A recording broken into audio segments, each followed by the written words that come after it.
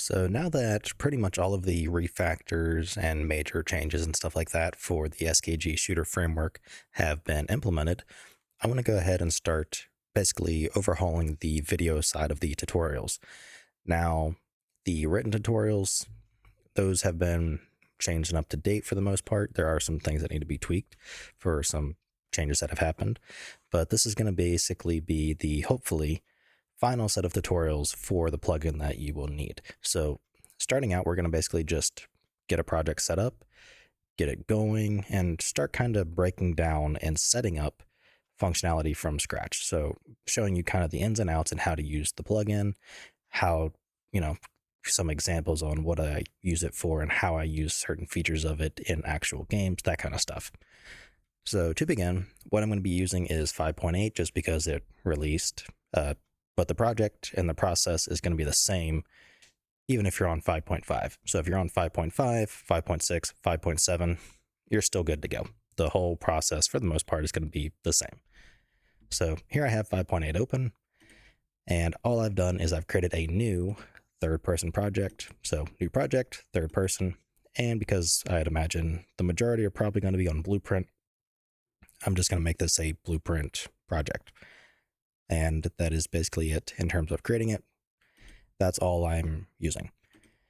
So I actually have that right here. So let me go ahead and launch it and ignore this. My driver's just not on the latest one that it requests, but that can be ignored for now. Okay, so this is the project that comes with Unreal.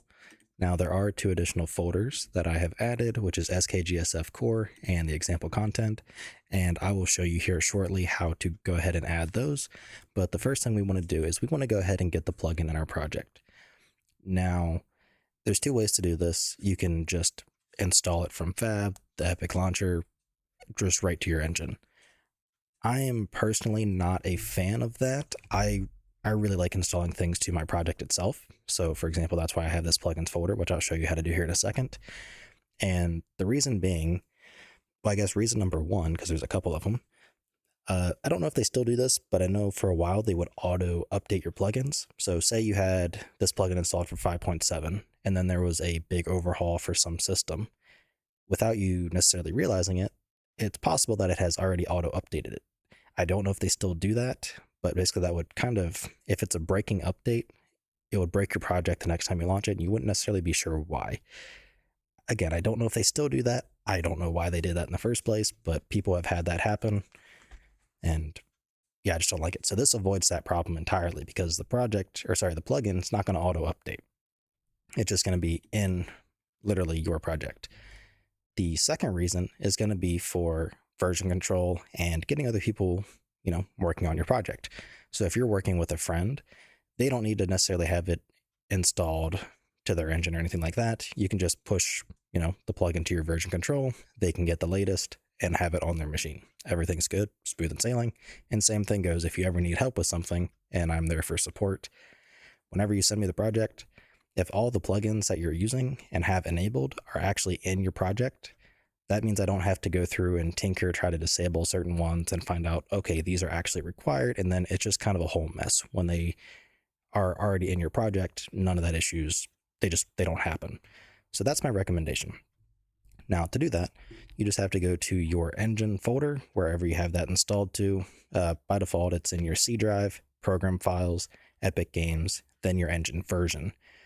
Inside of there, you can go to engine, plugins, marketplace, and you'll find a folder named something along the lines of probably like FPS first and then some random characters, or maybe it's SKG shooter and then random characters. I don't know exactly why they do that, but yeah, it's a little bit named weird. So let me go ahead and go to that path now, and I'll show you what I mean. Okay, so I actually had to go to my 5.7 version because I guess I didn't install any plugins for 5.8 yet.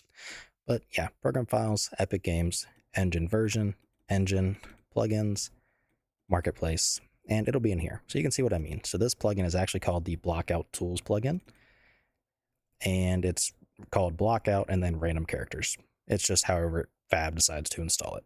But what you would do is you would right click on it, hit cut or Control X, and then go back over here to your project, and you're going to want to create a new folder. So create a new folder called plugins, I don't want to actually do that. Oops. And then just paste it in here. So that's all you have to do. And then I would recommend you go through back into the Epic Launcher and just uninstall it from your engine, just because it's not needed unless you want it to sit there. But I don't recommend having, I've found some issues with this and other people have as well. If you have a plugin installed to your project and the same plugin installed to the engine that you're using, sometimes there's these weird conflictions. Primarily, it seems when you're using C++. I don't exactly remember the details of it, but I have had some weird stuff happen in the past that I didn't fully understand what was going on. But that's just something to be aware of. But that's pretty much it. So once you've done that, all you got to do, close down your editor and relaunch. I'm going to have to keep clicking no every time I relaunch this, I think. And then once you're back in, you should have the plugin and it should be enabled and good to go. So go down here, we have plugins, and there's the plugin. And we can go up here, edit plugins, and we have it right there as well. So we know the plugin is good to go. So once we have that, the only thing that we need to do is get these folders over here. So we want the SKGSF core and the example content. And I'll explain these two when what the differences are here once we migrate them over. So to do that, you're going to need the example project. And that's just the reason I have them separated. I don't have them with the plugin itself is regularly I will make changes to say, well, actually I have an example for this. Me and someone else in the Discord, they've been changing a lot of the night vision stuff, improving it, and that's all done in the materials. So any changes that are done, those can be pushed immediately right to the project, not the plugin, but the project, that you can grab an update whenever. You don't have to wait for a new plugin release. So if there's a minor change or something like that, I can just push it. You can get it real fast, real simple. And likewise, it decreases the file size of the plugin. So it reduces it by, I think, like in this case, the project is like a 0.5 gig, something like that. And it's just overall easier. But to get this, you're just going to go to the listing page on Fab, and you'll see we have the example content v2. So we're going to open that up. And this is the example project. So you can clone this, download it, however you want to do it, just go ahead and get it. And likewise, if you want to see the written documentation, you can click here, documentation written, or you can go right to the wiki and you have them all here. So the components, what their settings are, all that stuff. So this would be the example project that you have got from Git. So this thing right here. So to migrate the folders over, you just have to go ahead and launch the example project and wait for it to load. Okay. And once it has been loaded, you just come over here to the content folder, and there's those two folders that I was talking about. So you can just select both, right click, migrate, press OK, and then go to your projects folder, content, and throw it in there. Now, I'm not going to do this because I have already done that. And that's all you have to do. And then you will have these two folders that show up. And this contains everything you need. So once you actually get going and you are comfortable with the project or the plugin and you don't really, you're building it out, you have your own assets, that kind of stuff, you're going to find yourself not needing this SKG example content folder and only relying on the SKGSF core folder. So a very quick overview as to what the differences are. I'll actually do that in this project. The core folder is kind of what the name implies. It is the core, so the essentials that you really would want or need to have for use with the plugin. So for example, we have materials. We have everything for the optic master materials, things that are handling the iBox. We have our post-process for the night vision. We have the same thing for the thermals.